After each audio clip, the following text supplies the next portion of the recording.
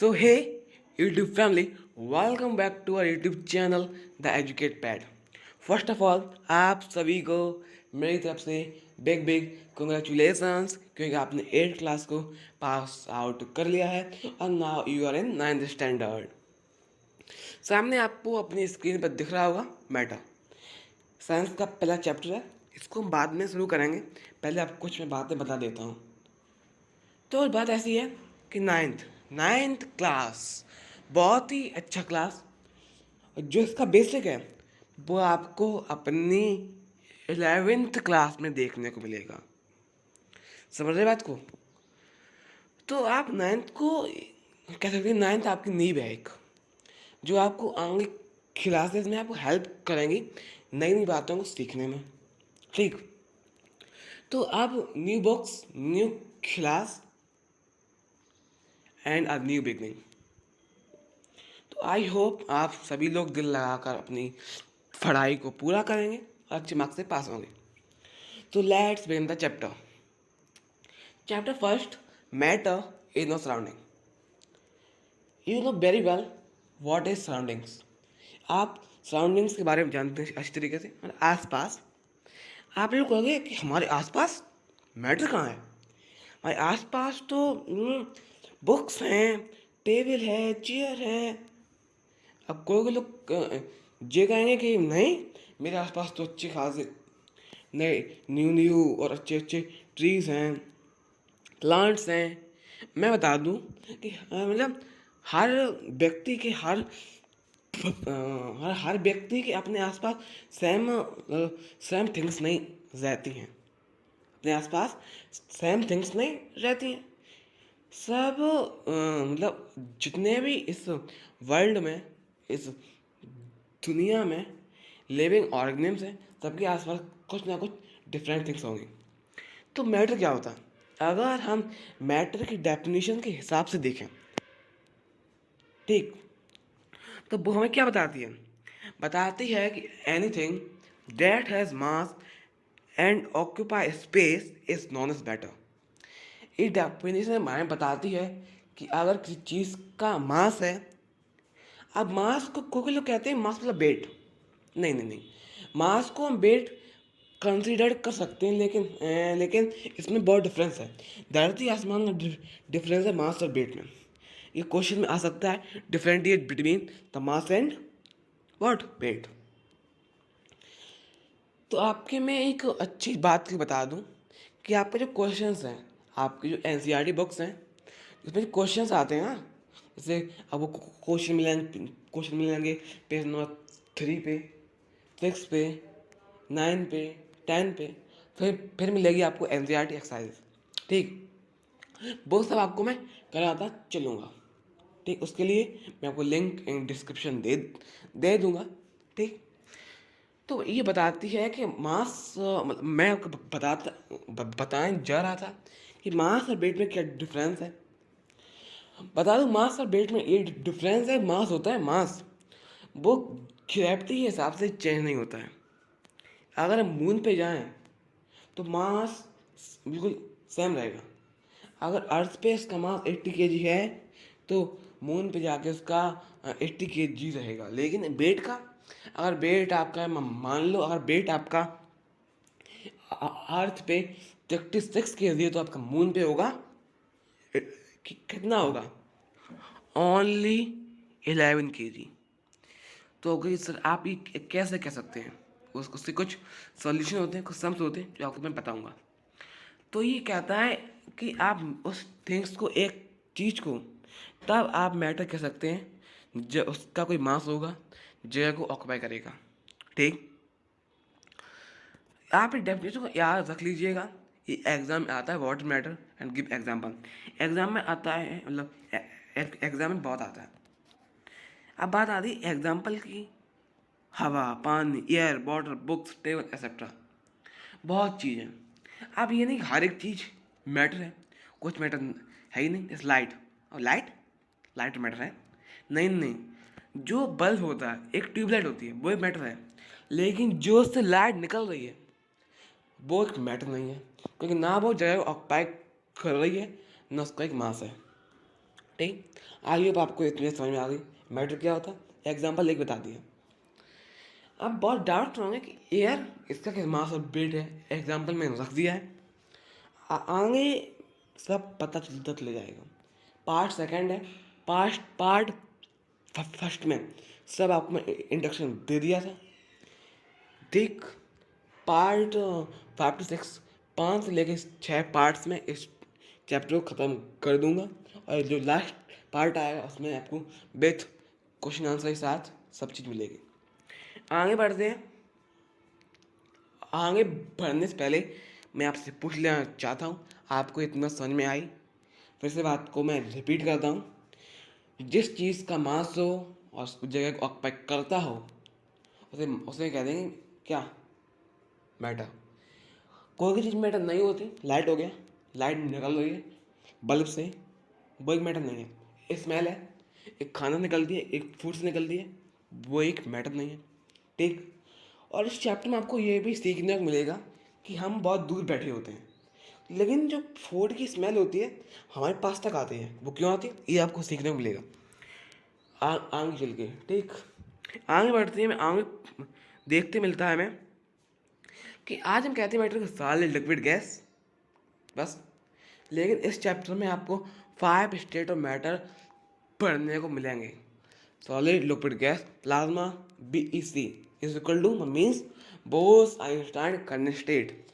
ठीक, आज हम मैटर को 5 मतलब टाइप्स में देखते हैं, लेकिन इसके जो मेन स्टेट्स हैं वो 3 हैं, सॉलिड लिक्विड गैस।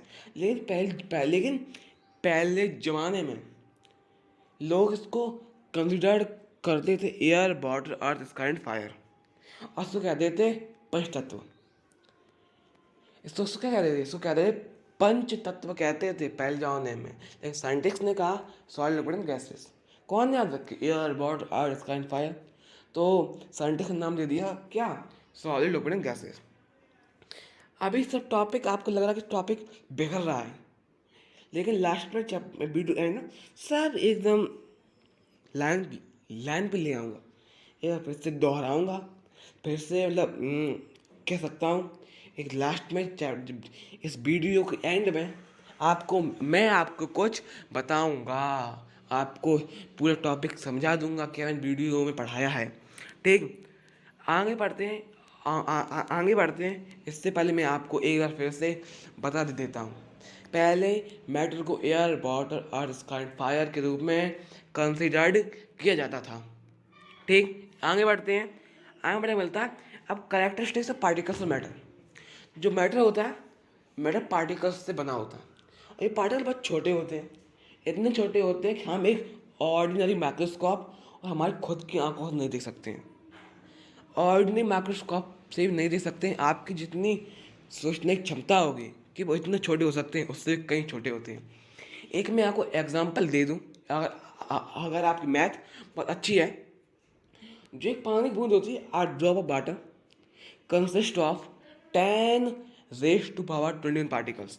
एक पानी की बूंद 10⁻21 पार्टिकल्स बनी होती है। मतलब अब 10⁻21 का मतलब क्या होता है, मतलब 10 को अगर हम 21 बार मल्टीप्लाई करेंगे, फिर जो उसका आंसर आएगा वो आंसर होगा कि पानी की बूंद कितने पार्टिकल से बनी होती है।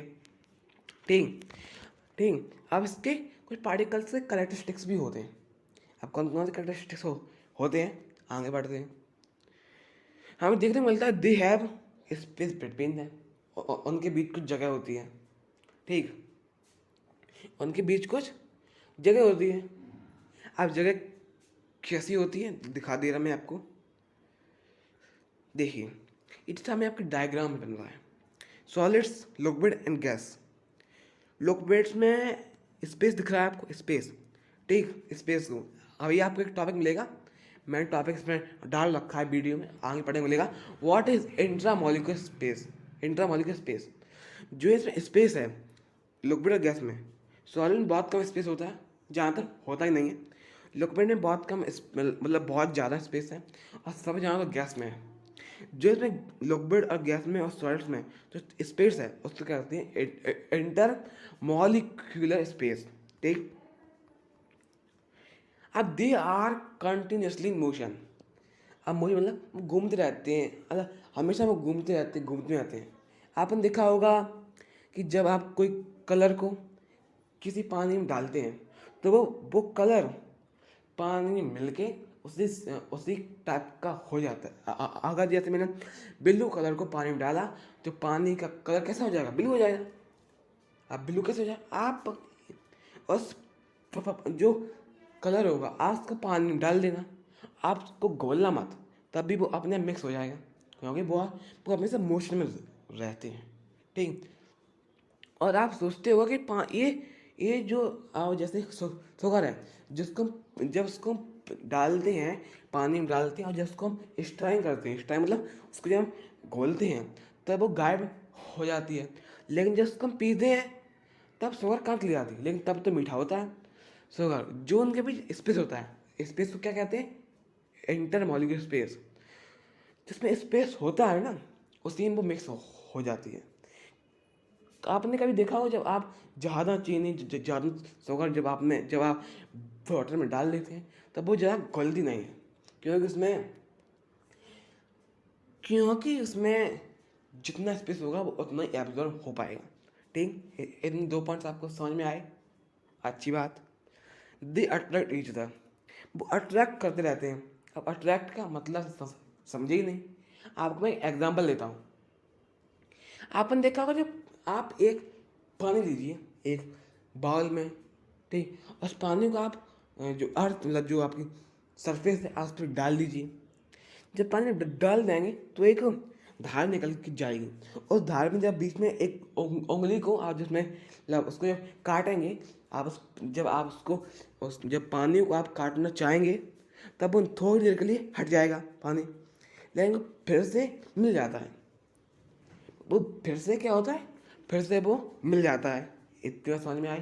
क्योंकि वो आप अट्रैक्ट करते रहते हैं। तो आपसे कोई पूछे कि बॉर्डर होता है, हम जब उसको कट करते हैं, कट करना चाहते हैं, हम उसको कट कर देते हैं एक पानी की लाइन को, लेकिन वो फिर भी अपने आप जॉइन कैसे हो जाती है? कह सकते हैं कि दे अट्रैक्ट ईच अदर, वो आपस में एक दूसरे को अट्रैक्ट करते हैं।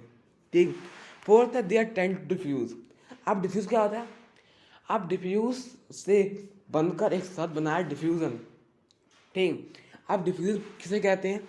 चलिए उसको हम जान लेते हैं। Diffusion, the spontaneous intermixing of particles with each other by their own is not diffusion। Spontaneous मतलब अपने आप, ऐसी अपने आप मिक्सिंग हो जाए। किसकी? डिफरेंट टाइप्स ऑफ पार्टिकल, अलग अलग टाइप्स के पार्टिकल की जब मिक्सिंग हो जाए। जैसे शुगर और जब पानी मिलता है, मिक्सिंग हो गई। शुगर एक सॉलिड है, वाटर एक लिक्विड है, मिक्सिंग हो गई। ठीक। इतने समझ में आई? आपको किसमें अपने आप मिक्सिंग कैसे होगी? आप उसमें पानी उसमें आप डाल दीजिए शुगर, आप उसको घोलना मत, वो टाइम लेगा थोड़ा बहुत, लेकिन अपने आप खुद खुल जाएगा। उसे कहते डिफ्यूज़न। डिफ्यूजन को अगर आपकी आ रही डेफिनेशन तो आप ये लिख सकते हैं, the spontaneous intermixing of particles with each other by their own is known as diffusion. ठीक। बात समझ में आई? हमने क्या पढ़ा? हमने मैटर पढ़ा। मैटर में हमने क्या जाना? Anything that has mass and occupy space is known as what? Is known as matter. ठीक।